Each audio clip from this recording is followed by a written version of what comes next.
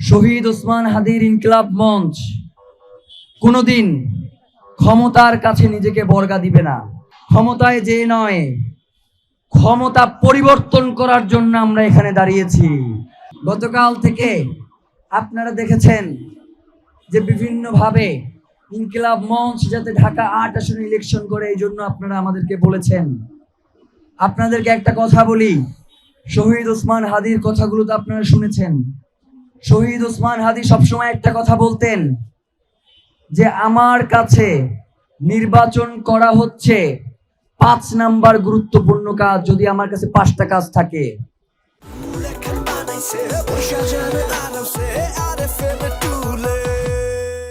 তার মানে তার আগেও আমাদের 4টা গুরুত্বপূর্ণ কাজ রয়েছে। এবং শহীদ ওসমান হাদি ইনকিলাব মঞ্চ থেকে এই নির্বাচনে অংশগ্রহণ করে নাই। ইনকিলাব মঞ্চ হচ্ছে একটি সাংস্কৃতিক সংগঠন, তার সাথে তিনি পলিটিক্যাল প্রেসার গ্রুপ হিসেবে কাজ করেছেন। এবং আমরা যারা ইনকিলাব মঞ্চে আছি, আমরাও পলিটিক্যাল প্রেসার গ্রুপ হিসেবেই কাজ করেছি। এবং একটি সাংস্কৃতিক আন্দোলন যাতে সামনে নিয়ে যাওয়া যায়, ইনকিলাব মঞ্চ, আমরা সেই কাজটাই আগামী দিনেও করতে চাই। এখন ঢাকা ৮-এ বলতে পারেন যে ভাই আপনি তো সদস্য সচিব ছিলেন, আপনাকেও তো ঢাকা ৮-এ আমরা দেখেছি ওসমান হাদির সাথে সাথে। ভাইরা, ইনকিলাব মঞ্চের বয়স হয়েছে আজকে ১.৫ বছর। ওসমান হাদিকে আমি চিনি না, ওসমান হাদির সাথে আমার চলাফেরা হচ্ছে ২২ বছর। তো যার কারণে ওসমান হাদির ভাই হিসেবে একজন স্বতন্ত্র প্রার্থী, তার পক্ষে আমি দাঁড়িয়েছি, ইনকিলাব মঞ্চের হয়ে আমি তার কাছে যাই নাই। এবং আপনারা দেখবেন পুরো ৫০ জন বা ৬০ জনের একটা টিম, এর মধ্যে সর্বোচ্চ ৫ থেকে ৬ জন যারা ছিল ইনকিলাব মঞ্চের সাথেও কাজ করে এবং ঢাকা ৮-এও কাজ করেছে। বাকি ৪৫ জন তারা কেউ কোনোদিন ইনকিলাব মঞ্চে কাজ করে নাই, তারা স্বতন্ত্র প্রার্থী ওসমান হাদির জন্য ইলেকশন করেছে। আমাদের একটা কোর টিম আছে ৫১ জনের ইনকিলাব মঞ্চের, যেই কোর টিমের মধ্যে ৪ থেকে ৫ জন ছিল যাদের সাথে ব্যক্তিগত সম্পর্ক ওসমান ভাই ভালো ছিল ইনকিলাব মঞ্চের বাইরে।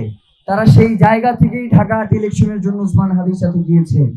আর আরেকটা কথা বলি, শহীদ ওসমান হাদির ইনকিলাব মঞ্চ কোনোদিন ক্ষমতার কাছে নিজেকে বর্গা দিবে না, কোনোদিন সে ক্ষমতার মুখাপেক্ষী হবে না।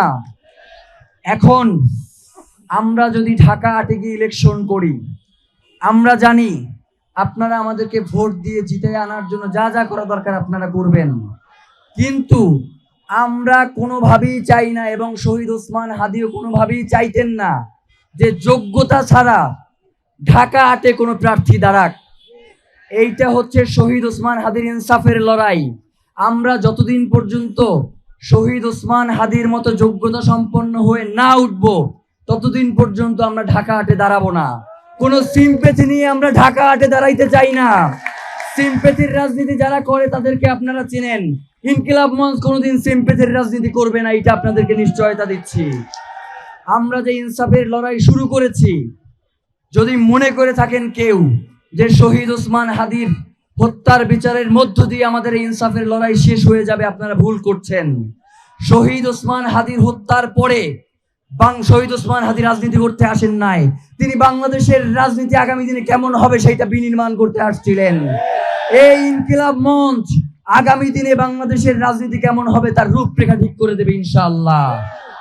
ক্ষমতায় যে নয়, ক্ষমতা পরিবর্তন করার জন্য আমরা এখানে দাঁড়িয়েছি এবং আমরা আপনাদেরকে পাশে চাই। শহীদ ওসমান হাদি যেই কাজ করে গেছেন, আগামী এই ইলেকশনে ১২ তারিখের ইলেকশনে যারাই ক্ষমতায় আসবেন, আপনারা দেখেছেন ইতিমধ্যেই বিভিন্ন ফেসবুক পোস্টে হাদি ভাই এইটা বলেছেন, হাদি ভাই ওইটা বলেছেন, সবাই প্রার্থী। তার মানে হাদি ভাইকে অস্বীকার করে যে ক্ষমতায় যাওয়া যাবে না সেটা তারা অলরেডি বুঝে গেছে, যার কারণে বিভিন্ন মাধ্যমে তারা হাদি ভাইকে ব্যবহার করা শুরু করে দিয়েছে। হাদি ভাইকে ব্যবহার করেন, কোনো সমস্যা নাই, কিন্তু হাদি ভাইয়ের ইনসাফের যে লড়াই, সেই লড়াইয়ের নিশ্চয়তা প্রদান করেই আপনারা প্রয়োজনে হাদি ভাইয়ের সাথে কণ্ঠস্বর মিলান। কিন্তু যদি শুধুমাত্র ব্যবসার জন্য, শুধুমাত্র ক্ষমতায় যাওয়ার জন্য যদি হাদি ভাইয়ের নাম ব্যবহার করেন, ক্ষমতায় যাইতে পারবেন না, ক্ষমতায় যাইতে পারবেন না। জনগণ শুধুমাত্র হাদি ভাইকে নিয়ে আজকে আপনি কথা বলছেন, সেই আবেগ দিয়ে আপনারে ভোট দিবে না। আপনার আগের হিসাব এবং বর্তমান হিসাব দুইটা মিলাইয়েই আপনাকে ভোট দিবে। আগে যেই হাদি ভাইকে আপনি গালি দিছেন, সেই হাদি ভাইয়ের নাম নিয়ে আপনি সংসদে যাবেন, সেইটা হইতে পারে না, সেইটা আমরা হইতে দিব না।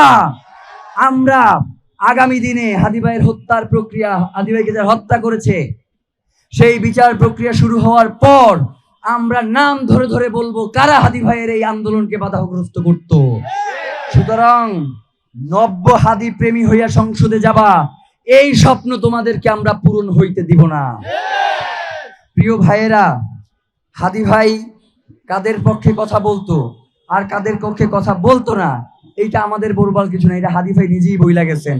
সেই ভিডিওগুলো আপনারা দেখেন, তার সেই পোস্টগুলো আপনারা পড়েন, আপনারাই বুঝে যাবেন যে কাকে ভোট দেয়া লাগবে আর কাকে ভোট দেয়া যাবে না।